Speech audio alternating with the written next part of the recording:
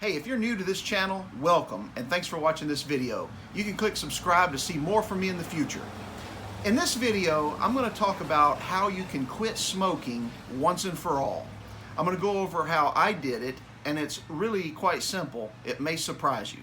Before I talk about how I stopped smoking, I'd like to start with how I started and when I started smoking. It's a little bit of an unusual story. For me, I never touched cigarettes my entire life, all the way up until about 4 or 5 years ago.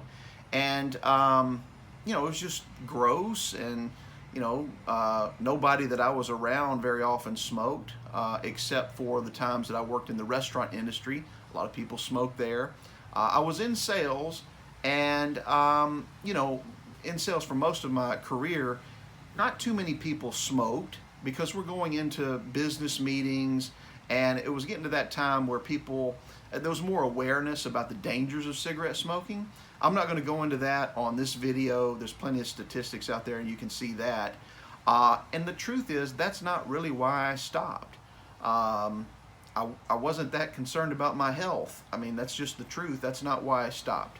But I remember when I started, and it was really strange for me because, like I said, I'd never smoked before. And I got a new manager at work. And this is about, like I said, 4.5 years ago. And up until then, I'd been working there for about 7 years. Everything was great. They played fruit basket turnover, as a lot of big companies do, and there were new managers involved, and I had a new manager. And he was an okay guy, but the first time he came in town, he just said some things that really irritated me, that weren't even about work. And I don't know, I was just really stressed out from that conversation. I didn't feel like I was going to lose my job. I didn't feel like he was going to be on me all the time. There wasn't really the pressure there. I just didn't like dealing with this guy. So at the end of our day together, we had what was called ride-alongs with. So he would ride with me throughout the day, and we would go see customers and potential customers, and then we would talk in the car. There was no office, so all of our talk time was either in the car or while we had lunch. Now, he himself was not a smoker as far as I know, but at the end of the day, I took him back to the hotel, and we were going to do the same thing again the next day. And I just remember this weird feeling of, I don't want to deal with this.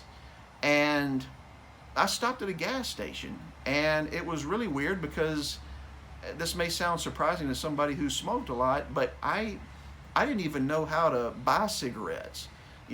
There's all these different options, and there's menthol, and there's Marlboro Red. There's just a whole, like everything else, there's a big selection.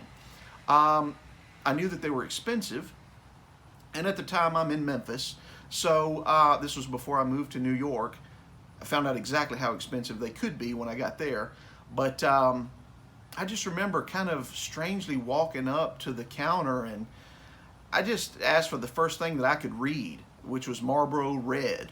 I was like, yeah, I'll take some Marlboro Reds package. So, I forget how much it was, maybe $4 or something like that, $4 or $5. And I didn't even know how to smoke them. And I think probably the first couple that I smoked, I probably didn't inhale it. I was probably smoking it like you would smoke a cigar. So it was rather strange, but there was something about opening the pack, flicking the lighter, having it in my hand, that brought me some sort of comfort that day.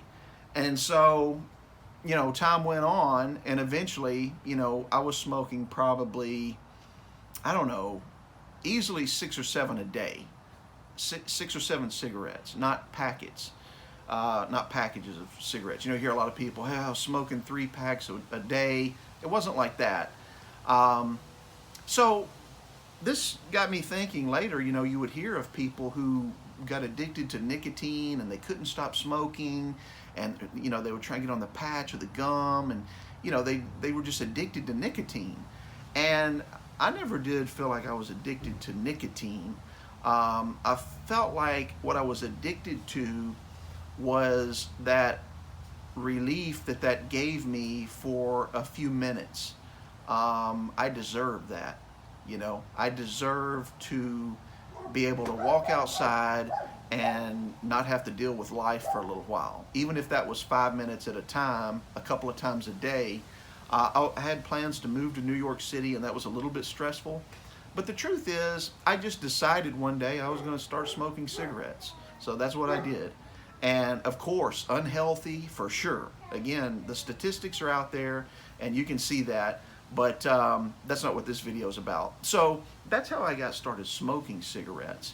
That went on for a couple of years, a little less than 2, off and on, and I was able to quit a couple of times along the way. It wasn't hard for me to stop smoking for a week or 2 weeks. I moved to New York, and typically when I would want to grab a cigarette, it would be when I finished a project or I was taking a smoke break. I enjoyed being able to get away from things and just disappear. The thing about smoking is the whole process, you have your lighter of choice, you eventually have your cigarettes of choice. I found out menthol was not what I wanted. Marlboro Red and American Spirit Yellow would seem to be what I tended to gravitate towards. I moved to New York, and the price on a package jumped from like $4 or $5 to 11 or 12. That's again part of the reason why I never got up to 3 packs a day.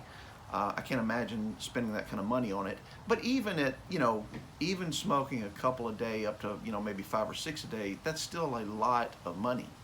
And it's an expense, number one. But again, that's not the real reason why I quit. The truth is, I didn't really have a reason to quit because, like I said, I should have been, but I wasn't concerned about my health. And by the way, I'm not any kind of doctor, so this is not official professional medical advice. This is just what I experienced. I knew in the back of my head, and I felt like I had not gotten in deep enough yet where I had a problem with this. And but at the same time, it was obviously a habit by this point, and it kind of made you feel cool, quite honestly. You think back to the 70s, if you're of that age, and they had commercials on the TV all the time about cigarettes, and this was before they banned a lot of that advertising. It did make you feel kind of cool. There's something about lighting it up and taking a break for a few minutes, smoking, and I didn't particularly like the taste or the flavor of the tobacco. It's not as bad when you're smoking it as it is someone else. For me now, a non-smoker, when I smell cigarette smoke, I don't like it. It's not that I enjoyed the taste, obviously. But so what ended up happening was I just decided I'm going to quit smoking. And it was that simple. And, that's the one thing that I would suggest to you if you're looking to quit smoking. Just decide. Don't turn it into this big fanfare of, I'm going to have all these withdrawals, or I need to take the patch or the gum. There's no need in doing all that in my case. I never, chewed any of the Nicorette gum, never tried the patch. I don't even know how those things work. I know that some people swear by them and that helps them get off of smoking cigarettes. I know that, they have the e-cigs, the vapes, and all that. I'd tried a vape pen sometimes. Several people told me, hey, you should stop smoking cigarettes and switch to a vape. I'm too old for that. I don't want to mess with that. So, plus it seemed like a lot of trouble, putting the cartridges together. A cigarette, you could just open the pack and smoke it. So I'm either going to smoke or I'm not. But anyway, that number one thing that I would tell you is just make a decision that you're going to stop. That's how I started. I made a decision. I'm going to start. And in the end for me, that's how simple it was to stop smoking. I'm just going to make a decision. I'm not going to turn it into a big fanfare. I'm not going to download an app that tells me how many days of my life I saved. I'm not even going to tell people. I'm just going to stop smoking. So that's what I did. And, I haven't smoked for 18 months.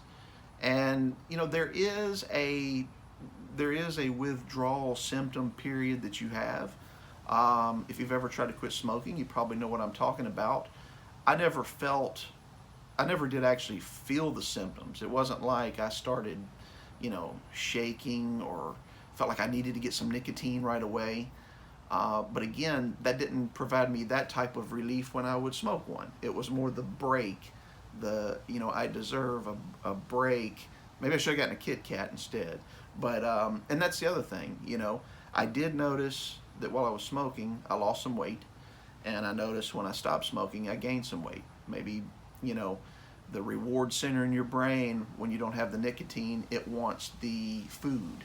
So, but the withdrawal symptom that I experienced most was irritability.